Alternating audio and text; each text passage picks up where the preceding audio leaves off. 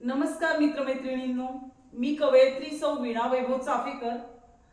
27 February हा कुसुमाग्रजांचा जन्मदिवस आणि हा जागतिक मराठी भाषा दिन म्हणूनही साजरा केला जातो।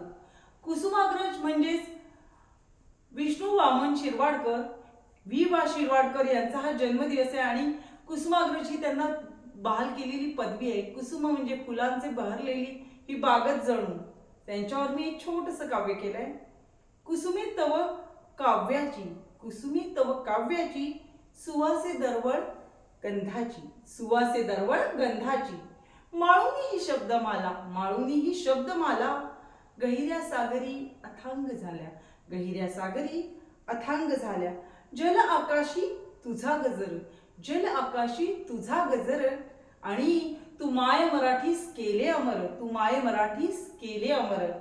अशा मराठीत अमर करणाऱ्या या कुसुमाग्रजांना आपण आज त्यांची आठवण काढून ही छोटीशी शब्द सुंदर जी आहे फुलं ती वाहूया। आणि धन्यवाद।